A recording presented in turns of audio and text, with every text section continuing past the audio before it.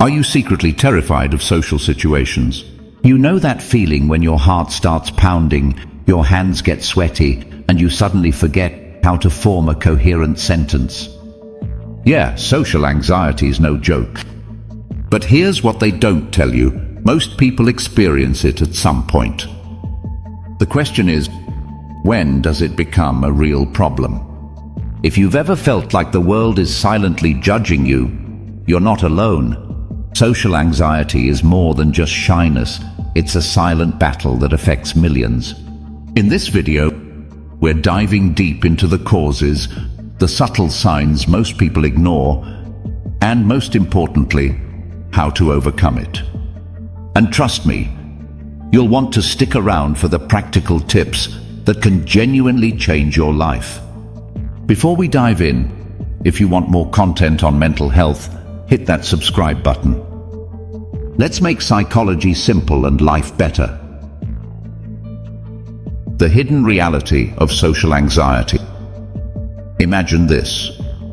You walk into a room full of people. Your brain immediately starts screaming, "What if I say something stupid? What if they think I'm weird?" So you do what any socially anxious person would do. You shrink, avoid eye contact, and pray for an escape. Sound familiar? That's social anxiety in action. How common is it?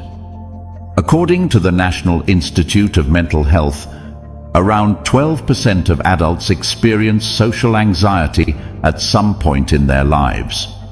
It often starts in the teen years, but many struggle with it well into adulthood. It's more than just being shy. It's a fear so intense that it affects daily life, from ordering food to speaking up in meetings. What causes social anxiety? There's no single cause, but there are a few major culprits. Genetics. If your family members struggle with anxiety, you might be more prone to it. Brain chemistry. An overactive amygdala, the brain's fear center, can make social situations feel like life or death scenarios. Environment. Overprotective parenting, bullying, or a history of embarrassing social experiences can play a role. Negative thought pattern. If you constantly tell yourself, "People don't like me," your brain starts believing it. The subtle signs most people ignore. Social anxiety doesn't always look obvious. It's not just about avoiding parties or public speaking. Here are some sneaky ways it shows up. Rehearsing conversations in your head before speaking. You plan every word just in case.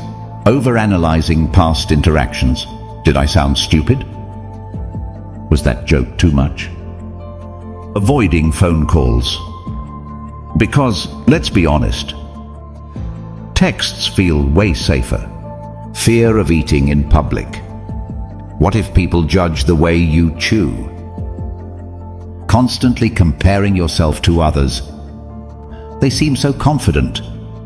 Why can't I be like that? Feeling exhausted after social events. Even small interactions can be mentally draining. Why social anxiety feeds itself. Here's the cruel joke. The more you avoid social situations, the scarier they become. Your brain starts linking socializing ill danger, reinforcing the fear. It's a vicious cycle. Avoidance equals temporary relief, but long-term anxiety growth. Exposure equals short-term discomfort, but long-term confidence boost. The psychology behind overcoming social anxiety. Breaking free from social anxiety isn't about becoming the life of the party overnight. It's about taking small, manageable steps. Here's how. 1. Challenge negative thoughts.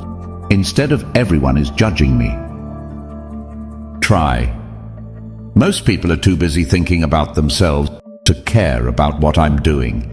Instead of "I'm going to embarrass myself," try, Even if I make a mistake, people will probably forget about it in 5 minutes.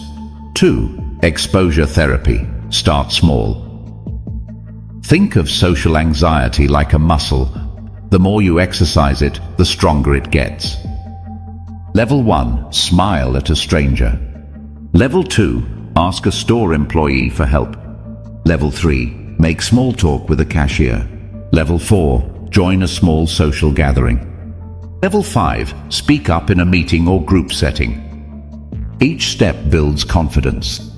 The key? Consistency. 3. Practice the worst-case scenario exercise. What's the worst that can happen if you say something awkward? Will the world end? Probably not. Play out the worst-case scenario in your head and realize it's never as bad as your anxiety makes it seem. 4. Use the 3-second rule. If you overthink every social interaction, use this trick. See an opportunity to speak. Count down from 3 and just go for it. Don't give your brain time to sabotage you. 5. Breathwork and grounding techniques. Anxiety makes your body go into fight or flight mode. Here's how to counteract it. Box breathing.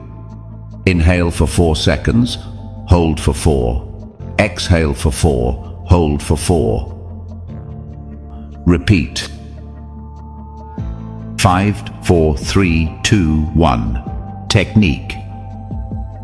Identify 5 things you see, 4 things you can touch, 3 things you hear, 2 things you smell, 1 thing you taste. These exercises calm the nervous system and bring you back to the present moment. The key moment. Let's be real. Overcoming social anxiety isn't about never feeling anxious again. It's about learning to function despite the fear. Picture this. You're at a party. You feel the panic rising. Instead of running for the door, you take a deep breath and start with something small. Eye contact, a nod, a simple hey. And guess what? The world doesn't end. In fact, you start realizing most people are way too focused on themselves to be analyzing your every move. That's the shift. That's the moment anxiety starts losing its power. Final thoughts. Social anxiety doesn't define you. If social anxiety has been holding you back, know this. You're not broken. You're not weird. And you're definitely not alone. Social anxiety is a challenge, not a life sentence. With small steps, a little courage, and some practice, you can break free from its grip. If you found this helpful, check out the next video on screen. It's all about building unstoppable confidence. Thanks for watching Psychology and Well-Being.